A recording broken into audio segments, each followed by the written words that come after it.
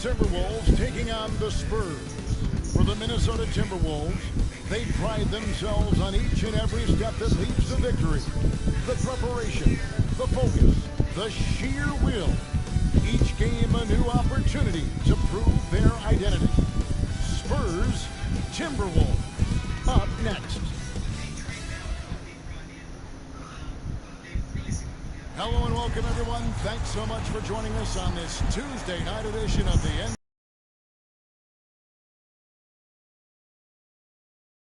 Greg Anthony and David Ulrich. This is Kevin Harlan. And the starting lineup for the Julius Randle is out there with Gobert, and it's McDaniels in at the small forward. And for San Antonio, up in the front court, it'll be Vassell and Barnes. Fox is out there with Castle, and it's Wembanyama in at the center position. And what a matchup we have here in the front court, Greg. Yeah, each of these teams are anchored by their big men. And I think it's going to be physical and highly intensified.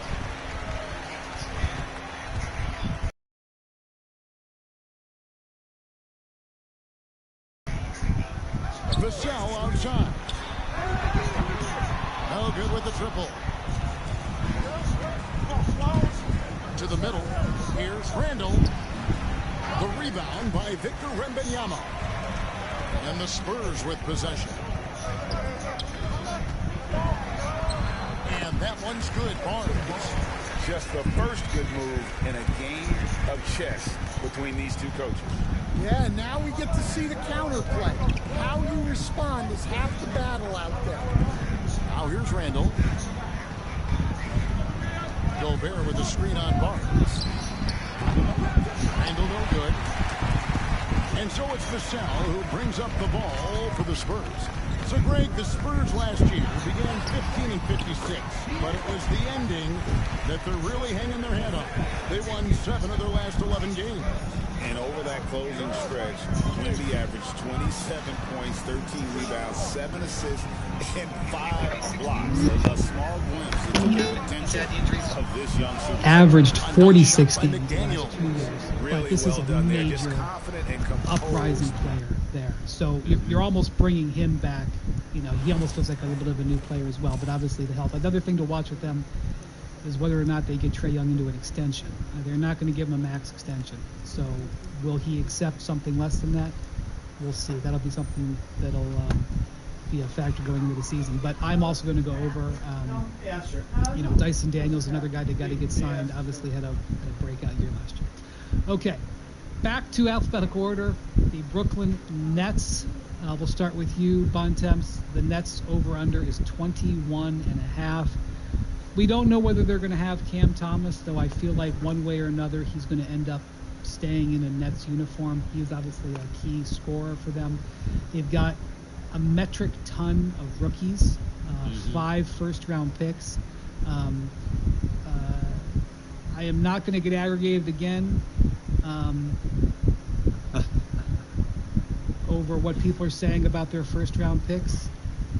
I will just say that in Summer League, their most impressive young player in many cases was Drew Timme. Shout out Pierce High. Was not one of their first-round picks, but 21.5, Bontemps. Yeah, this one is tough because the Nets obviously are going to be bad. The question of how bad are they going to be. I will take the under simply for what you just said. They're going to be playing a ton of rookies, a ton of minutes. A lot of these rookies are interesting players, but they're a lot of ball handlers who are not good shooters. They're going to be playing a lot of young guards in general, which is That's how you lose in the NBA, young guards. Oh, yeah. Especially mediocre young guards. Well, Yegor Demin, the 8th overall pick, I'm sure he'll be starting at point guard. I'm sure he's going to have the ball in his hands a ton. That is going to be good for his development, and it's going to be good for losing games and trying to get a top 5 pick, which they really need to do in this year's draft.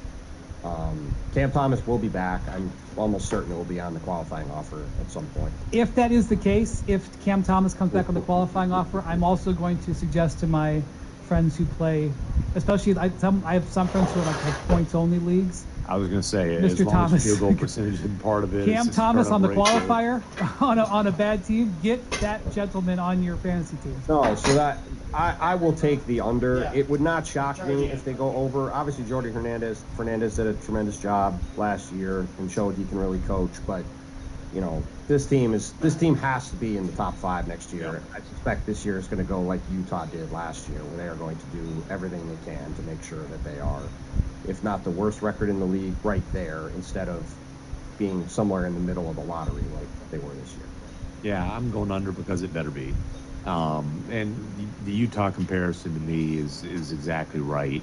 Right down to Jordy Fernandez has already proven that he can coach. As a matter of fact, he's proven that he can coach a little bit too well for where the Brooklyn Nets are in their rebuild. Just like Will Hardy did in Utah, you've got to make sure that he's not capable or not allowed, in maybe some cases, of putting lineups out there that can actually win games. It's just where they are. They don't have a player to build around. They've got to find that guy. How dare you? Michael Porter Jr. has just arrived in town. He's very excited. They've got to find that guy in the draft. By the way, did you see the Nets posted a video of Michael Porter coming to their practice facility for the first time, which is it's a great practice facility in Brooklyn. It's got a great view of the Manhattan skyline. And did you guys see this video? No. So Porter comes in, and you know, it's like it's a team propaganda video. They're like, you know, Sure. he is properly like impressed with their practice facility. And he's like, wow, you guys got 2 courts. Which was more of a commentary on the Nuggets, who have sort of this antiquated facility that's like on the 4th floor of the Ball Arena. So. Exactly. That's interesting. So I don't think he was meaning to take a shot at the Nuggets. He's never been. Yeah, listen. I know he's never seen a practice facility with 2 courts. I'm just kidding. I'm sure he's seen it. I'm just saying that's what you want me to say. That's what he said. Yeah. No, it's like the Rockets when they opened their last year. They went from having just this little 1 court in the arena to this palace of a practice facility. Yeah, so we don't need to discuss this just a whole lot, but they'll be bad. And again, the other thing I would say, it better be really bad now and or really lucky in the lottery, because that 27 draft, guess what? Oh, the Rockets still have swap rights. Yeah, their plan when they made the trade last summer was to get control of their picks for 2 years. And as soon as they did that, it was pretty obvious they were going to intend to be bad for 2 years. And considering that they haven't even spent all their cap space as of the recording of this particular podcast, indicates that intends to be. So I think the under. And if they go over 21.5, we'll congratulate them, but it will be by accident. More Hoop Collective podcast after this. United Healthcare nurse Crystal checked in on a patient. We do a routine call after surgery, and I could tell in her voice that she was struggling. Crystal knew she needed help. And I knew that this is very serious. This is like septic. This is life-threatening. And she knew just what to do. And I called the hospital and said, she's coming in, here are her labs. And got her the help she needed. I see my role at United Healthcare as a life-saving role. Hear more stories like Crystal's at uhc.com. Benefits, features, and/or devices vary by plan area. Limitation and exclusions apply. Hydrate with Liquid IV. You're powered by Hydroscience. Hydroscience is Liquid IV's science-backed formula with an optimized ratio of electrolytes, vitamins, and nutrients. Experience great-tasting hydration for mental clarity, physical endurance, and overall well-being. Sip into something that up-levels every moment. Liquid IV. Tear, pour, live more. Visit us at liquidiv.com. You've seen the headline, heard the debates. The three-point ball has created a monotonous rhythm to the game. Has the three-pointer ruined basketball? And how did we get here? The rise of the three-point shot can be partially traced to an eccentric Kansas genius named Martin Manley, whose story didn't turn out quite the way he imagined. I decided I wanted to have one of the most organized goodbyes in history. 30 for 30 podcast presents Chasing Basketball Heaven. Available now, wherever you get your podcasts.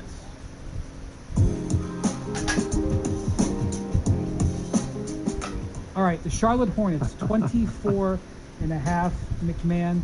They are thriving. My friends in Charlotte are looking, and I mean seriously, this is not ironically, they are looking for Summer League champions gear.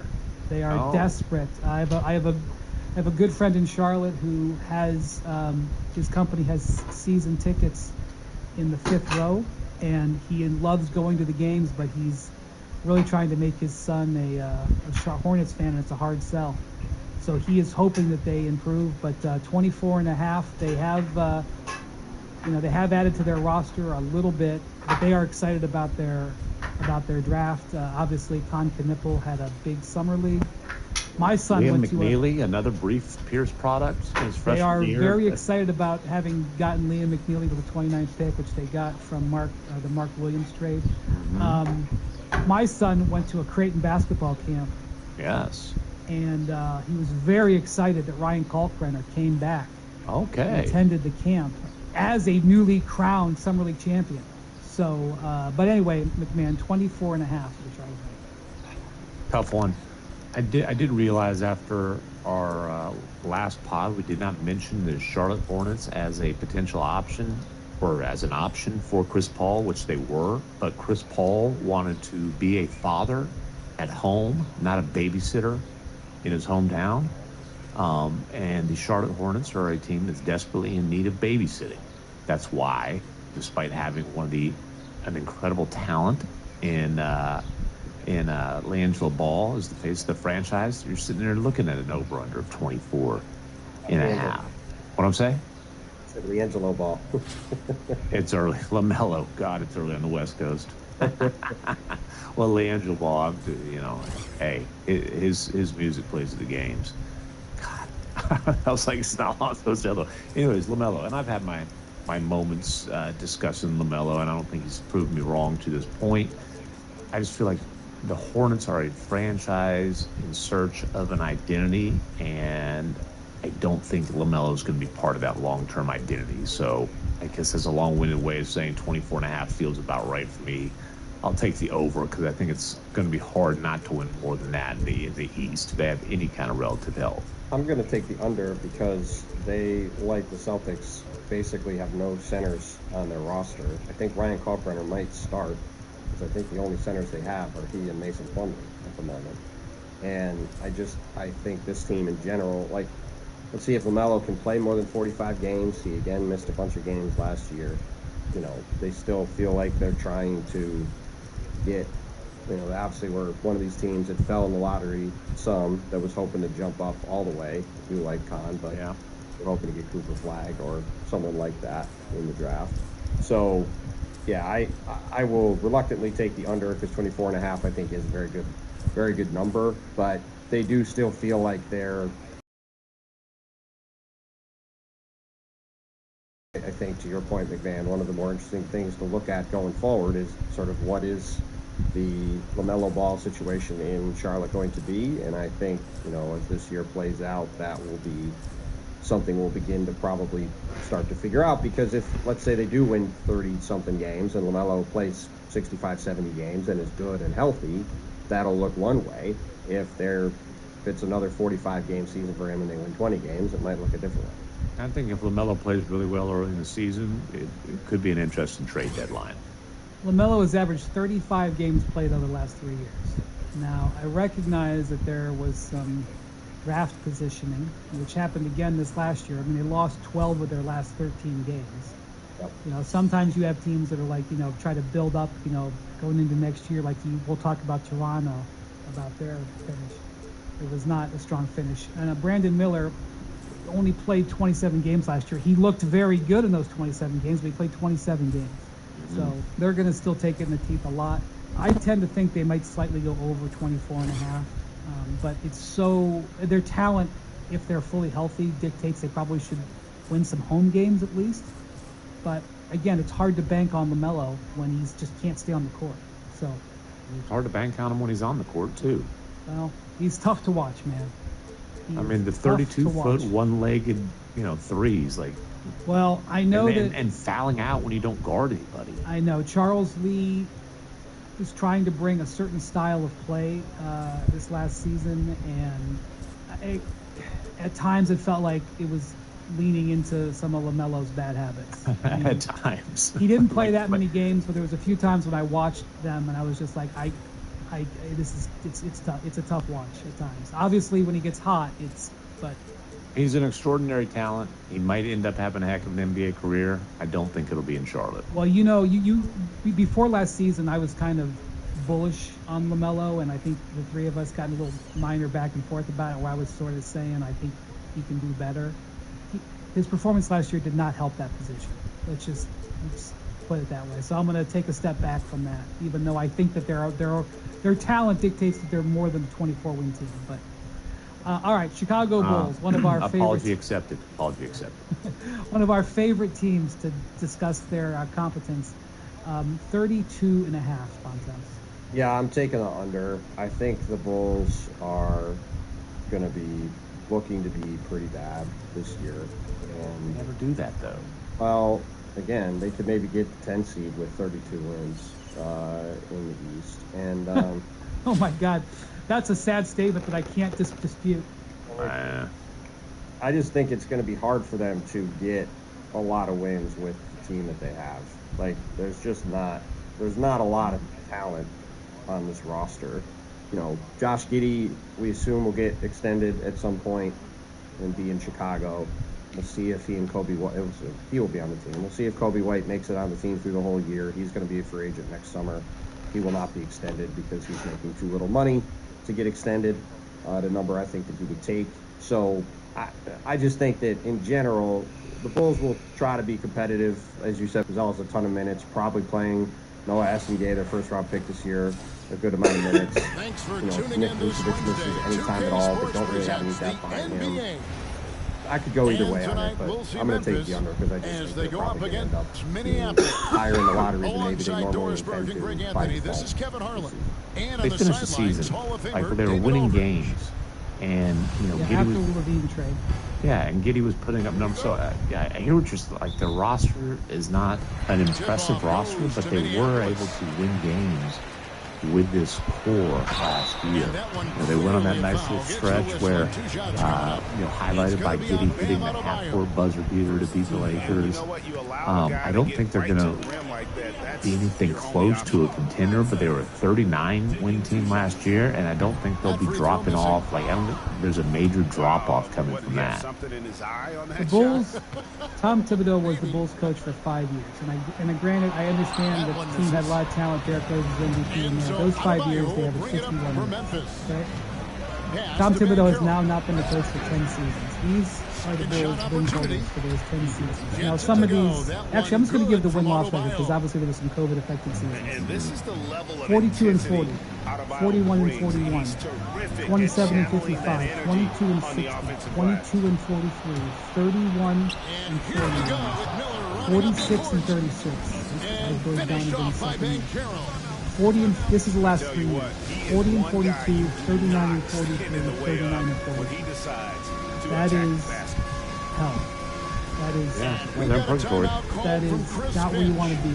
The maneuvers in the interim have not. That is not where you want to be. The maneuvers in the interim have not. That is not where you want to be.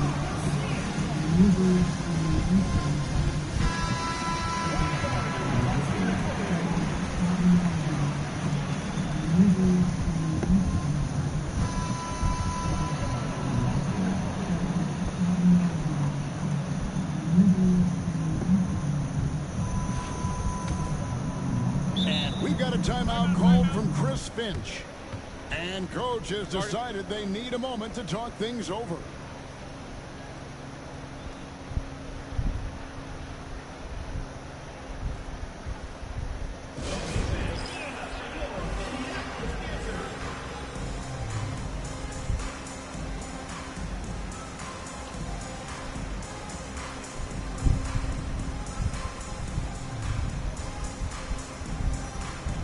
Much better. And so they won't even let Billy Donovan out of purgatory. Like, he could have gone to the Knicks and they won't even let him go because they won't even admit their situation. So I'm afraid to say for Bulls fans, I agree with McMahon, it'll probably be over 32 because this team is addicted to this mediocrity. And their actions... I will root for being wrong on that one because I will make me happy with 38-44. Well, but they refuse to rebuild. right? And I mean, that might be their best marketing slogan. Refuse to rebuild. Like it's some source of pride. Seriously, like it's some source of pride. They are stuck on the mediocrity treadmill. They are the definition of a purgatory team. And Jackson's better to look things up than me. 17-13 since February 6th. Since the Levine trade for the Bulls. I was able to look up the final quarter was 15-6, and look, it's final quarter of the season. That's when the tank loses in full bloom, and so the Bulls are like racking up wins against some teams that are tanking. But the point is, the Bulls will rack up wins against teams that are tanking late in the season because they're too principled, if you want to be polite about it, or too proud, or too dumb to rebuild. All I'm going to say is I read all of those numbers, all of those records, and this offseason the Bulls extended their front office. The Tourist Commissioners, their team president, asked for change expectations. Okay. Next up, Cleveland Cavaliers, 55.5. That is the largest in the Eastern Conference. The Cavs coming off an offseason where they lost Ty Jerome in free agency, traded Isaac Okoro, a reserve, Alonzo Ball, to be basically Ty Jerome's replacement, and signed Larry Nance. So they did some maneuvering on their bench. They'll bring back their whole starting unit, which is now going to be a lot more expensive because Donovan Mitchell's contract is going to be extended. Evan Mobley's super expensive. Second with the team. They're pretty much locked into this roster for this season. 55.5, they are the favorites right now. Yeah, I'm taking the over. I think I still have some concerns about them as a playoff team, as we saw last year in the playoffs. However, they are built to win a ton of regular season games in the East. So I think they're going to win a ton of regular season games, and I think they got a very good chance. He is too good a shooter. I'd also take the over. I think that over-under is probably deflated because of the epic playoff disappointment that somebody here struggled to admit was actually a disappointment. They, it's credit to them that... Are you talking about me? Because of course it was a disappointment. No. When they were on the brink of elimination, we had some battles, Wendy. We don't need to revisit here. Let me just take my little cheap shot and keep it moving. They clearly lost to a better team. Okay, we don't need to relitigate or revisit. Let me take my cheap shot and keep it moving. But I agree with Bontemps as reluctantly as I utter that line that they'll probably be the one seed in the Eastern Conference again, and they'll win more than 55.5 games. Yeah, look, they probably will not go as hard in the regular season this year, and they had one of these seasons where there was a number of games that could have gone either way that went their way. And so 64 wins is hard to see repeated, but they're not. Unless they're going to have significant injuries, I don't see them winning 9 fewer games. So I'll go over on that. And again, as Bontemps said, and I predict we will be saying in the next season frequently, their regular season output will not matter as to what except what happens in the postseason. They have now graduated beyond where they can be congratulated for regular season success. But that's a good place to be. Sure. All right, Detroit Pistons, one of last year's ascendant teams. Surprised us how good they were. No longer a surprise.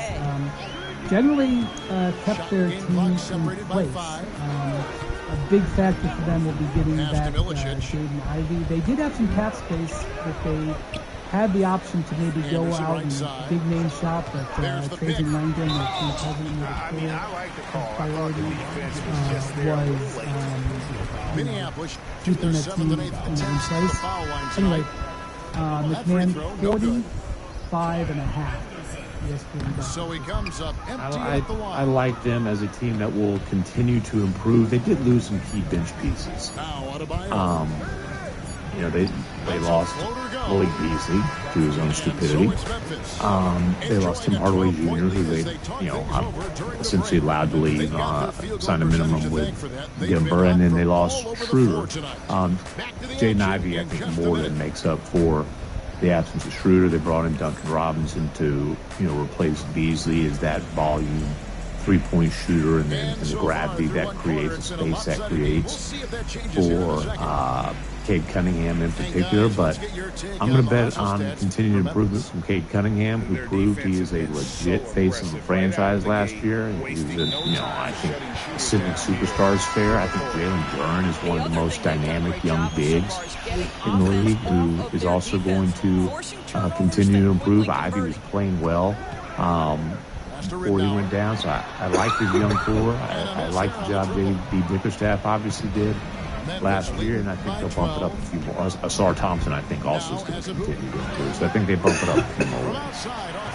Yeah, I think this over-under is right about in the right place. I'd be curious to see if they can push forward a bit, or if they sort of have a reset season to some degree after jumping up as much as they did last year. Still have some concerns overall about their offense around Cade and just the overall setup of the team. But they have a young team that is going to be pushing to win games, and Cade is awfully good, and J.B. Bickerstaff has shown the ability to help young teams continue to improve. So I'm going to take the over also, simply for the fact that, again, when you look at this middle section, there's not a lot of competition for them. And I think it's hard to see them finishing out of the top 6 because of that, and so I'll take the over. Jaden Ivey is one of the more interesting players to watch in the Eastern Conference last year. He really was looking like he was going to ramp up and be kind of the player that they thought they were drafting in the time. So what he is able to do, when he got injured last year, they didn't rule out that he could come back at the end of the season. In fact, they didn't even apply for a disabled player exception because they thought he was going to come back. But the point is, by the time the season starts, he should have been fully healthy for 6 months. So I expect him to really get going. And he's a guy that if he, continues elevated, can really be a difference-making player, because that backcourt play could be good. The other thing I'll say is they are a team that is upwardly mobile. If they've got a lot of flexibility and they have draft capital, they are a team that could go hunting for a midseason upgrade. Now, they have to pay these young guys. They already paid Cade. They have to sign Ivy. They don't have to, but to extend Ivy. So they may be careful about that. But this contract they gave to Duncan Robinson is one of the more interesting ones we've seen in a while, because he's reported 3 years at 47, 48 million, but it's extremely flexible. It's guaranteed this year, and then the next 2 years, 15 million each year is non-guaranteed. So if he's great, they can hold on to him. If they spend a bunch of money and need to clear the cap off, they can just let him go. So it was actually a pretty inventive contract. That was actually the Heat had an interesting offseason, which we'll talk about here in a second. But I like the Pistons slightly over this as a bet on Jaden Ivey's continuing. Okay, coming up next, the defending Eastern Conference champion, the Indiana Pacers. Halliburton will miss the season. They lose Miles Turner. In basically, they want to pay him. He walked for more money to the Bucks.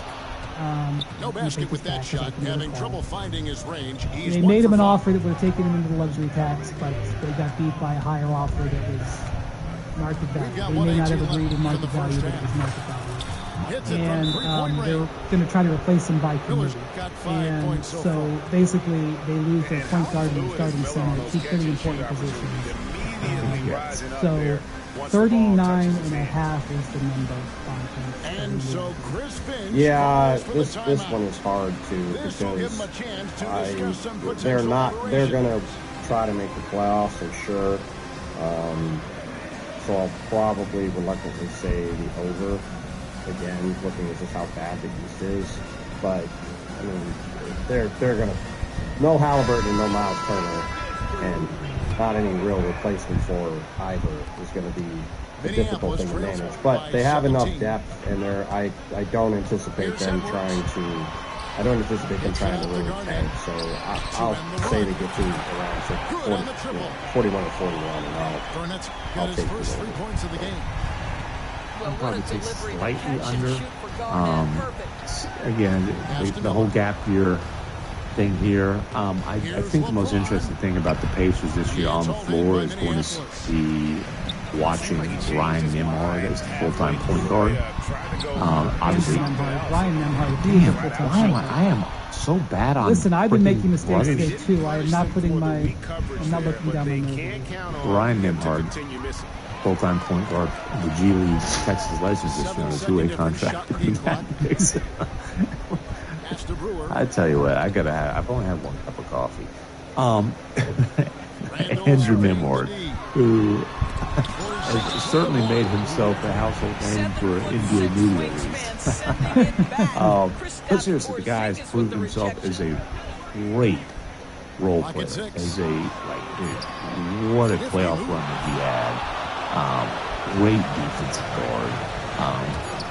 Outstanding complementary player. He's going to have the ball in his hands this year a ton, and it's going to be fascinating to see how he handles that. And long term, there might be some major benefit to him having this experience.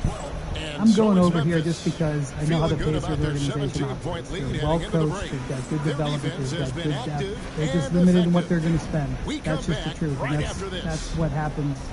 They lost Miles Turner because of that, and there's just no other way to play it.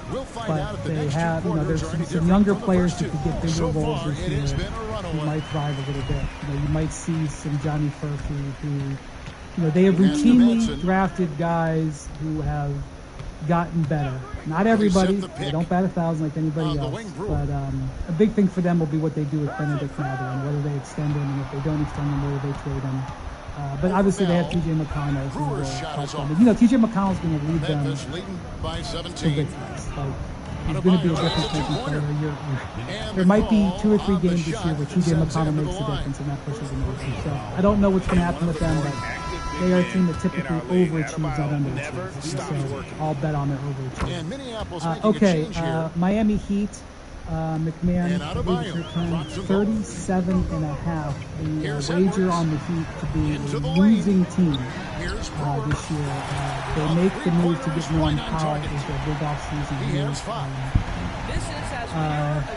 Losing team. I don't like betting on the Heat to be a losing team. I know they were last year. I don't know, man. I think Tyler Hero, Bam Adebayo, Norman Powell in the Eastern Conference, they won't have the Jimmy saga unfolding and sucking the soul out of the team for the first half of the season.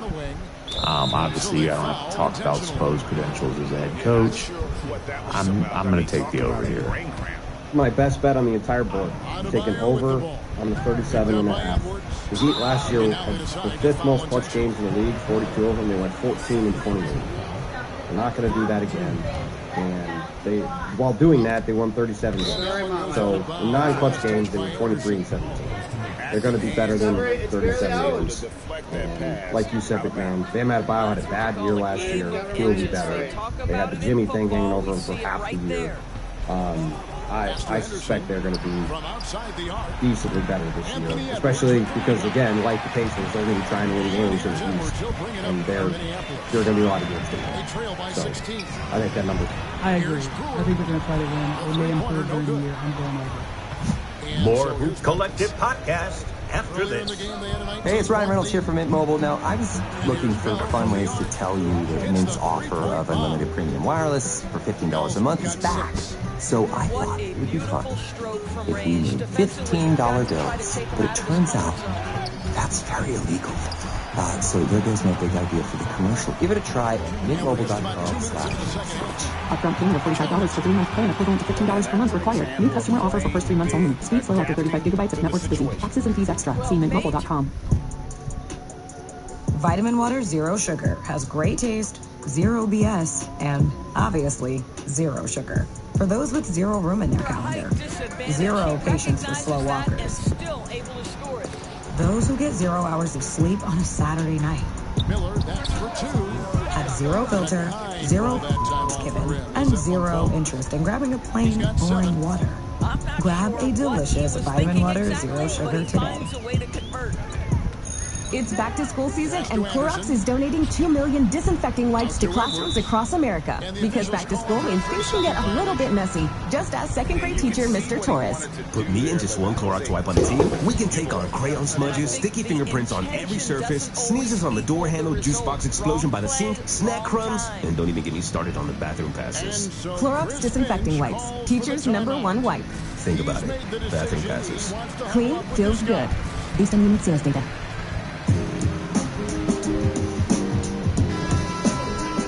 Milwaukee Bucks, 42.5. This seems to be a wager that Giannis is not going to be there the whole year because they have won over 42 games for like the last 2 years, even if there have been some injury issues. Bontemps, I don't know what's going to happen with Giannis, but I would probably not make this bet right now until I see opening night. But 42.5 is Giannis to go season. Yeah, I mean, Not a fan of those probably it's low.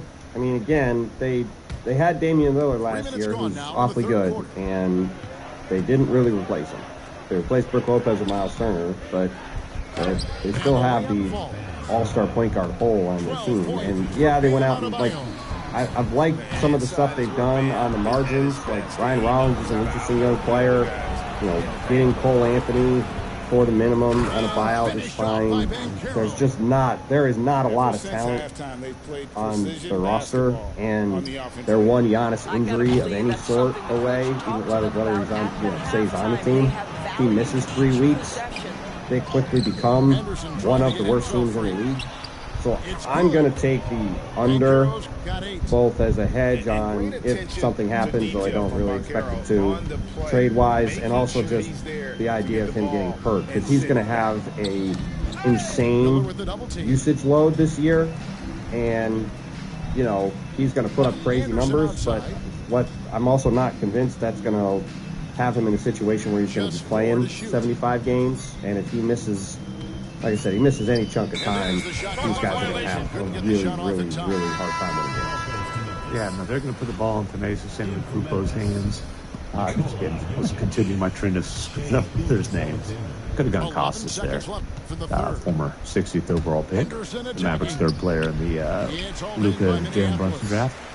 I can't go under 42.5, to be honest, though.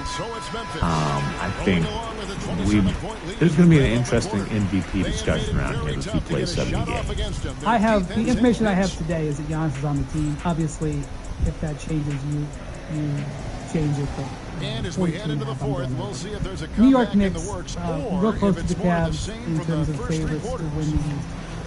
McMahon, 53.5. They added some depth to their team. 53.5.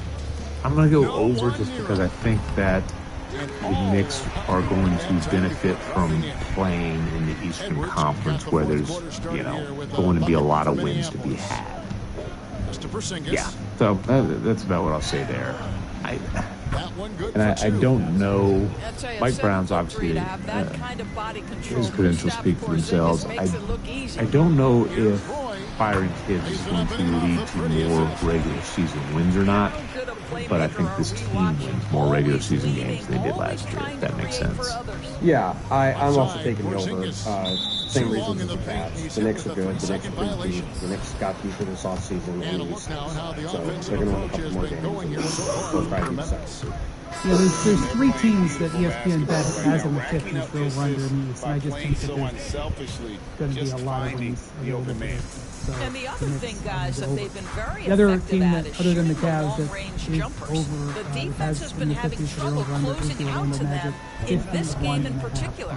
Obviously, a big offseason move, trading 4 first for Desmond Bain.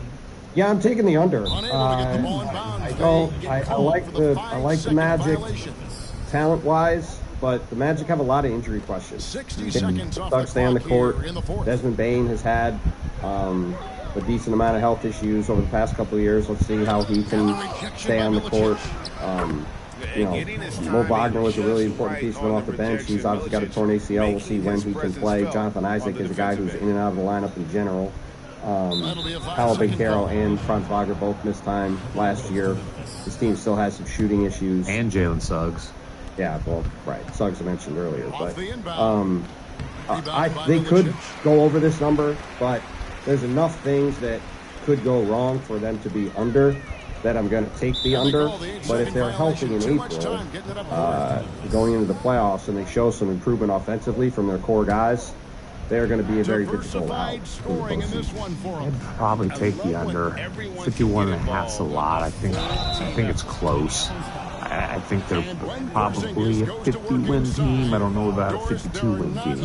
I love the Bane fit for them. I certainly can say they overpaid, given the pick package that went back in return, especially the Suns pick being in there. But this team was starved for a big-time shooter. Bane's a big-time shooter who can also create a little bit. But again, I think I'll go 50 and not 52. Bane has averaged 56 games over the last 3 years, true. But even if they get 6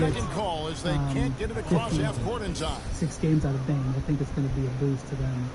And I do think that they're going to win some games. I don't think they're headed like to start the 60. But again, if I'm on the fence about a team in the Eastern Conference, I'm going to lean a little bit over if it's a good team. So I'll lean over on that. I don't even know how you say the Philadelphia 76ers. I mean, this is an off-the-board one for me. Bontemps, the number is 40. Bontemps, the number is 43.5. With the ball. I don't freaking know. You got to pick one way or the other eventually. I'm picking the under. Paul George seems like he's going to be out for quite a while. We have no idea what Joel Embiid's health is going to be. Why would pick the under? They could go way over, but here's the thing. Why would you bet that?